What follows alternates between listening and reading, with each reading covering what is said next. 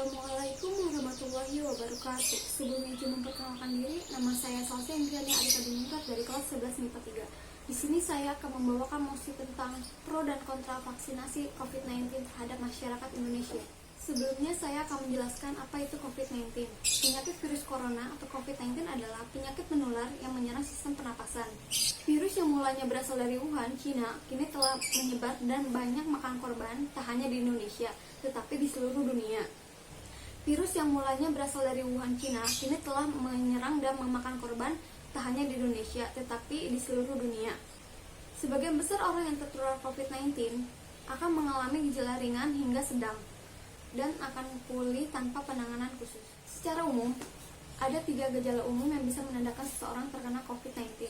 Yang pertama, demam, suhu tubuh di atas 30 derajat Celcius. Kedua, sesak napas. Ketiga, batuk kering. Sejak virus ini masuk ke Indonesia, pemerintah segera memberlakukan protokol kesehatan, pembatasan kegiatan, hingga lockdown. Pandemi virus ini merugikan banyak sektor, diantaranya sektor kesehatan, ekonomi, pariwisata, dan lain sebagainya. Banyaknya kerugian yang ditimbulkan dari pandemi ini, yang mengharuskan masyarakat untuk memutar otak untuk dapat bertahan di situasi ini. Solusi yang mungkin paling mutakhir pada saat ini adalah pengembangan vaksin. Dampak dari vaksinasi tak hanya dirasakan oleh orang-orang yang telah melakukan vaksinasi, tetapi dapat menyelamatkan populasi manusia karena dengan adanya vaksin dapat mengurangi laju penyebaran virus COVID-19. Berikut ini adalah beberapa manfaat vaksin COVID-19 diantaranya. Pertama, mencegah terkena atau mengalami gejala COVID-19. Kedua, melindungi orang lain. Ketiga, menghentikan penyebaran COVID-19. Keempat, membantu melindungi generasi selanjutnya. Pro dan kontra vaksinasi COVID-19. Program vaksinasi COVID-19 di Indonesia sudah dijalankan secara bertahap. Dimulai dari pemberian kepada tim medis, yang kemudian secara bertahap ke seluruh masyarakat Indonesia. Namun, program ini hadir bukan tanpa tantangan. Pasalnya, terdapat beberapa pihak yang menolak vaksin ini, padahal sudah diberi izin oleh BPOM. Adapun beberapa pengaruh atau aspek yang dapat mempengaruhi keputusan individu dalam bersikap pro atau kontra terhadap vaksin ini, diantaranya, pertama, lingkungan. Ketika lingkungan suatu individu menolak atau tidak setuju terhadap vaksinasi COVID-19 ini, maka tidak menutup kemungkinan bahwa hal tersebut dapat mempengaruhi keputusan individu yang lain. Kedua, pola pikir. Setiap manusia memanglah memiliki pola pikir yang beragam. Beberapa individu mungkin langsung pro terhadap proses vaksinasi ini yang diadakan oleh pemerintah, namun tidak sedikit pula individu yang memiliki sikap kontra dengan berbagai alasan. Akibatnya, mereka yang menolak vaksin cenderung untuk mengemukakan pandangan mereka yang kemudian dapat menyebabkan persepsi orang di sekitarnya berubah. Banyaknya informasi keliru yang tersebar dan juga kelompok-kelompok yang hanya menerima informasi sesuai dengan apa yang mereka yakini menjadikan echo chamber ini semakin nyata adanya. Terdapat beberapa aspek yang menjadi penentu hadirnya echo chamber, yaitu diantaranya 1.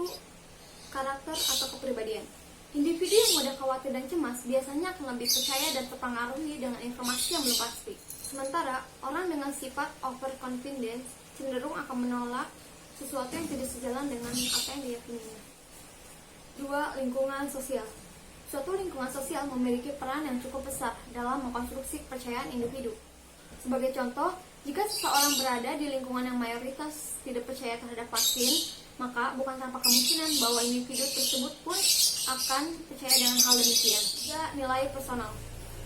Beberapa aspek yang dikategorikan sebagai nilai personal diantaranya yaitu budaya, agama, kepercayaan, sudut pandang, dan lain-lain. Tidak sedikit individu yang kemudian kontra terhadap suatu hal karena bertentangan dengan nilai personal yang mereka yakini. 4. Kestabilan emosi. Seseorang dengan emosi yang sedang memuncak akan cenderung menjadi lebih defensif dan juga akan berusaha mencari informasi atas hal yang sedang diyakini. Sebagai contoh, ketika seseorang kehilangan orang yang disayangi akibat COVID-19, maka ia akan cenderung marah dan akan menyalahkan COVID-19. Akibatnya, ia mungkin akan sulit menerima informasi-informasi positif terhadap COVID-19. Seperti yang sudah kita ketahui, bahwa pro dan kontra terlahir karena adanya perbedaan pendapat antara satu dengan yang lainnya. Dan perbedaan tersebut disebabkan oleh adanya nilai-nilai, kepercayaan, dan juga lingkungan sosial. Kelompok pro-vaksin akan selalu mempercayai hal-hal apa yang telah mereka percaya.